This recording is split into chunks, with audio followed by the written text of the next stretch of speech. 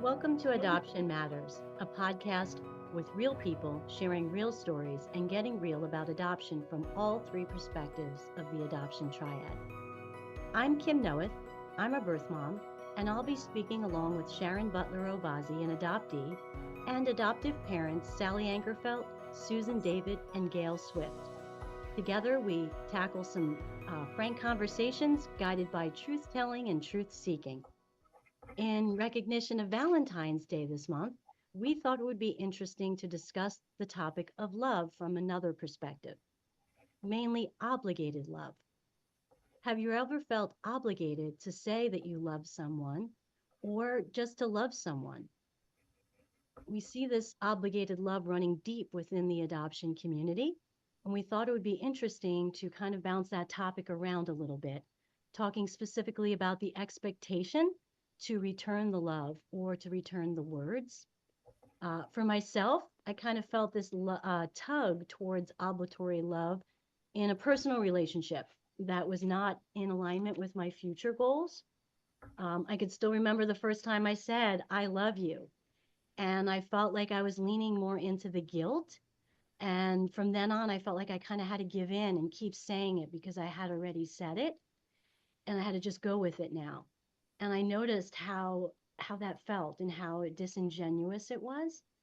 And yet, with my children, especially with the one that I placed for adoption, it's more of a natural outpouring. And I don't want to miss an opportunity. I want to be able to say it every encounter we have. And I noticed that my son as well has that feeling. So thought it would be interesting to kind of toss this idea around. How about you, ladies? Have you ever had that feeling of maybe feeling obligated to either return the love or to return the words? Or maybe it showed up for you in other ways? Hi, this is Susan.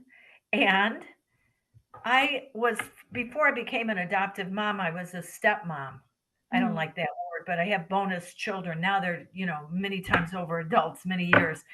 But I think, even now I would say it feels a little bit obligatory, a little uncomfortable, So I think for me, I focus rather than the verbal, it's more important for me to figure out what do I do to show them love, but I I do have that a little bit of a conflict when I hear it.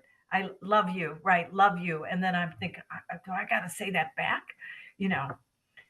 So yeah, as an adoptive parent, though, I think uh, your child comes to you, your children come to you, and you love them. But as they get older, now I'm looking at what do I need to do to show them love? Similar thing to my stepkids, but comes from a different place. They're my children and I raised them, whereas my bonus kids, I came in later. love that, the showing, because that matters more, right? Than just the saying. Mhm. Love is complicated. It's a simple word, right? But not easy. It's interesting for me, Susan, as you were talking, I was thinking about love being complicated. And, first thing being Valentine's, I always remember how we had to give in class a little love heart thing, and everybody got one. And if there are 30 people in your class or whatever, if you only got 20, now who didn't give you a love you thing? It's like, wait a minute, there's something wrong here. Okay, so. Um, that was a thing in school, but at home, my mother was more of a doer. She would show you love, but she didn't say it very much. Until we got into high school, and everybody was, "Oh, we love you." Everybody loved everybody, so we started saying it at home too, and it just became a habit. I think more of without thinking of the meaning behind the word, we were just saying it, out of a requirement or something, and more with less feeling and emotion behind it. You know, Unfortunately for me, as an adoptee, when I started getting older, I started doing things seeking love from other people because I didn't get that confirmation earlier. So it changed kind of like what I thought and how I felt a little. But now with my kids, when they were small, I started out with "I love you" from day one. And so that now I feel like everybody's loving each other and we don't get off the phone or a conversation without saying it Right. because it's so critical, so that's kind of like my love experience. I think you're right that love is more about our actions, but it is also about our words. Because for many kids, the love language is words of affirmation. And I can remember when my kids were little, household, we often said, "I love you." And in my sister's household, the their uncle, my sister's husband, was a very loving man, but he never said, "I love you" to his kids. And my kids noticed that and said, "Why do you suppose OD doesn't tell the kids he loves them?" I said, "Well, how do you think they know he loves them?" And they knew he behaved in loving ways, but the telling is important too. Yeah. Yeah, just don't make the assumption that they know that. Hmm. Yeah, especially when they're as they're growing up. They don't know have their what do we call that? Deeper thinking, right? They don't think that far. Oh, they did this and that. They showed me love, but I think that could be more reflective. Hmm. Oh, they showed me love. But if you saying it, yeah, I agree with you. It's important. I'm thinking too, yeah, from the angle of like one of my children who we adopted when they were 12. And I think that, and I've coached a lot of several families, I shouldn't say a lot, but several families in the same situation where the child is older coming in. And as adoptive parents, we made a pretty long, it was a thoughtful decision to say, I'm ready to adopt and I'm thinking of an older child. And so we come to it with more that idea that the decision to love. So the moment that that child has come into the home, we have made that decision. And so it's not the feeling of love, but it's the excitement of the decision. And then with the child, it is, from what I'm learning, is it is so different. It can be very different because they haven't they haven't been sitting around making this big choice. They're in a situation where they are in a situation of being adopted, and there's less control, there's less decision, and most of the times it's from a situation, maybe foster care or something like that, where there's sort of this, am I loved, am I not loved? I recall one child I heard about who had said to their newly adopted parents, "Oh, you have to have me because you're getting money for me," because that was their experience in foster care, that they felt that way. Whether it was true or not, that's how they felt, that they were there for the family receiving money. So, how would they know if we really love them or not? And then there's also their feeling, like of feeling obligated. Maybe I had this response one time about, well, do I have to say it? Because if I don't say it, am I going to be able to stay here, or am I going to be able to? How permanent is this? How much is my part of this family relying on my saying that or feeling it? And with my child, I remember they had said to me, it was in the grocery store. They said, I finally am feeling some love. Oh, And it felt good to genuine. them Mm. that they finally were feeling that for a moment. And it gave me kind of that perspective of, wow, that would be hard. That would be so hard to be in all these other situations in life, and then you land in a family and they're all ready to go and be Really love family. And thinking of their position, how would I feel about that? And so I think that, especially with older kids through adoption, and it's probably true for younger kids, maybe sometimes too, but for older kids especially, really taking the long view and really backing off on that word love somewhat. Although I think that there's a deep desire to know it at all the same. So it's like this little tightrope, like we want you to know we love you, we're here for you, this will grow in with between both of us. You don't have to feel the same way. I mean, I don't know, but something that assures the child that they don't have to reciprocate that at that moment, because they may not even, they may be bewildered about even what this is all about at that age and stage.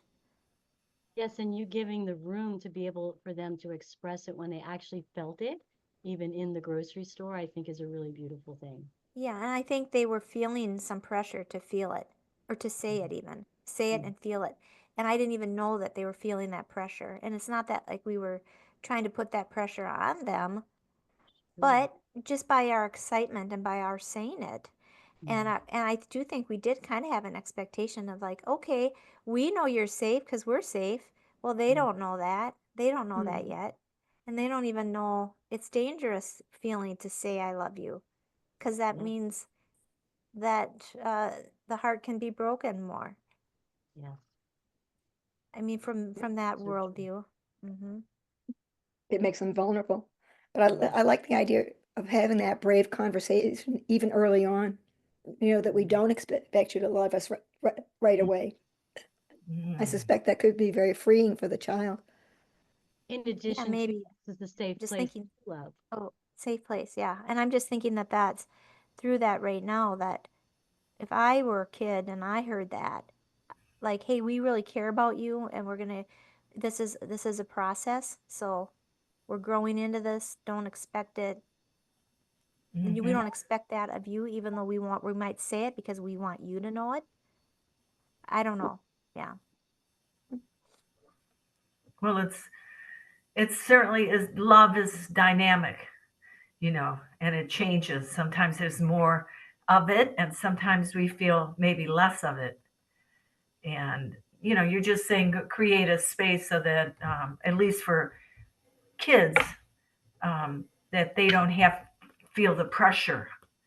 Yeah. The wherever that pressure is coming from. I'm not saying you were intentional about All right. that, but the society, right? You walk into this or the Valentine cards, right?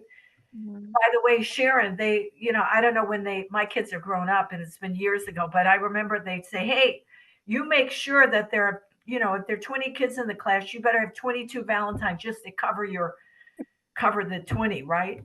Yeah. So that somebody maybe had dropped out of your pocket or something, but you're going to have everyone will have Valentine's Day cards. You Yeah. have, Sharon, what about love and reunion? I mean, what Oh, about that? love, it's, what, one of the things I was thinking about as everyone was talking was, as an adoptee, I always wanted to be understood. And then if Mhm. I was understood, I knew that people would love me. They loved me because they understood me. And so, as an adoptee, no one understands anybody. you know, you kind of go through this experience with your parents, not that they don't love you, it's just they don't know what you're silently thinking in your mind to yourself because you're not expressing it. So I think in reunion, it's a polar opposite. You get into an environment with people who finally understand you, and then you wonder if they love you. So Mm. it's like, there's no kind of clear answer about that, except for that, say that love in a reunion takes time. It's not something that comes right away. You go through all these stages in your relationship, and a lot of the people that you knew initially fall away, and the ones who genuinely love you as a person and understand you are the ones that stick around. And that love is very fulfilling. That's true for love Did, overall, isn't it? yeah. Did you ever say I love you, or is it just never spoken? I do to my sister, my bio sister. I say I love her a lot, and it's funny because I think about my conversations with my adopted sister, and I try and now say I love you at the end of our calls, and she rarely says it back because we weren't raised that way. Mm. So it's did been you interesting. did you have a like an awakening or feeling in your heart, a warm feeling when you say, you said you felt understood, and maybe the others kind of dropped away, but did you have a warm feeling in your heart, or how was the revelation of, I love this person and they love me? Yeah, there were some things that were unspoken and some spoken. I talked about on that podcast about meeting my sister for the first time. And my bio sister, we did the DNA test together. I got her test. We sat down, did the DNA. But before that even happened, as soon as we had eye to eye contact, we ran into each other's arms and just embraced. It was, Mm. and I felt like I was home. It was amazing. I'm finally home. And so then, and she said, I knew you were my sister as soon as I saw you, and I'm getting tingles right now, because it was just emotional, warming kind of experience. And when we sat down, she finally told me that today is Mom's birthday. Mm. Oh my gosh. Well, we were both weeping by that time, because it was just such an amazing thing. And so, just some things are in reunion, some things are spoken and verbally communicated, and other things don't necessarily have to be, because you just have the sense. Your five senses are telling you that this is right.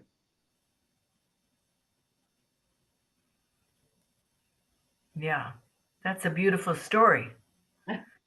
Thank you. It felt like it was beautiful. It was amazing to go through it and have that experience. It was a lot of things happened. I'll just leave it at the loving side right now. That was a Uh, really good conversation. Sally, did you have something to say before we close?